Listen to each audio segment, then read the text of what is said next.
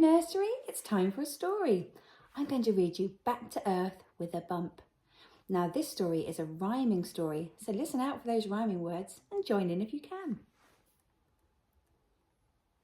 It's evening and Hal needs to go up to bed. He brushes his teeth and he brushes his head. The big hand's on 12 and the small hand's on 8. Quick, into your bedroom, it's really quite late. Hal closes the curtains and turns out the light, curls under his blanket and snuggles up tight. But just when he's starting to snuffle and snore, his small bed takes off from the ground with a roar. His bed has turned into a rocket. A whoosh, and it's out of the window they go. His house soon becomes just a dot down below. He must be really high up if it looks so small. He soars through the clouds and the dark moonlit sky and straight into space in the blink of an eye. It's Earth calling, Hal. Can you hear me? Come in.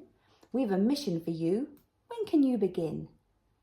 You're loud and you're clear. Now just tell me the plan. Please give me my mission and I'll do what I can. Please find us the sun. It has gone from the sky. It's vanished completely. We just don't know why. Okay, agrees Hal, with a nod of his head. I'll track down the sun in my space-travelling bed. What's that up ahead? He squints hard as he sees a shape that is pale and all round like a cheese. I bet you know what that is. There are craters and mountains and dust that is grey. Could this be the sun that we see in the day? No way, chuckles Hal with a shake of his head. I know what that is, and he stands on his bed. There's just no mistaking, that sphere is the moon. I see it each night from my bed in my room. We must find the sun, Hal commands with a jump, before we go straight back to Earth with a bump. I must not give up.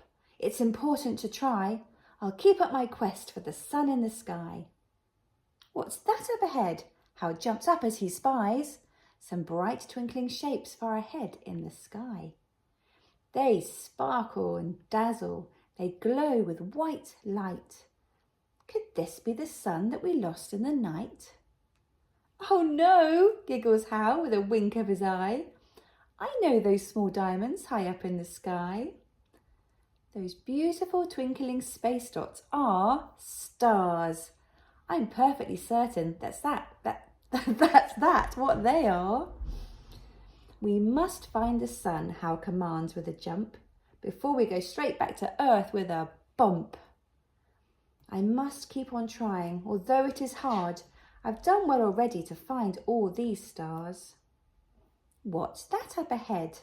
Hal stands up on tiptoes to see a vast shape that is bright red and glows.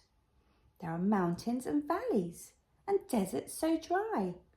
Could this be the sun that has gone from the sky? It can't be, says Hal as he scratches his head. I know what that is. It's so round and so red. It's perfectly clear that this planet is Mars. I've heard it's the planet that's found next to ours. We must find the sun, Hal commands with a jump, before we go straight back to Earth with a bump. This mission is hard. It's a difficult test. But if I have tried, then I've given my best. Hal looks back at Earth and then what does he see? The planet is moving. It's turning around.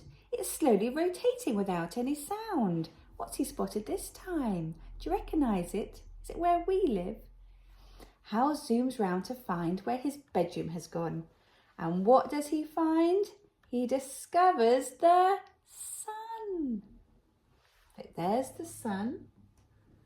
And there's Earth, where we live. And the moon is up there. The sun doesn't budge, but the Earth moves instead. Hal works it all out as he clings to his bed. When night comes, we see the bright moon in the sky, but in daytime the sun is the thing that we spy. I knew I could do it if only I tried. Hal smiles with delight as he looks at the sky. I did not give up and I did not give in, and I found the sun, Hal shouts out with a grin. The mystery is solved. Now his mission's complete. Hal's suddenly tired and in need of some sleep. He soars to his country, his town, then his street, and straight through the window, head first, then his feet. And back in his bedroom, he snuggles down tight and drifts off to sleep for the rest of the night.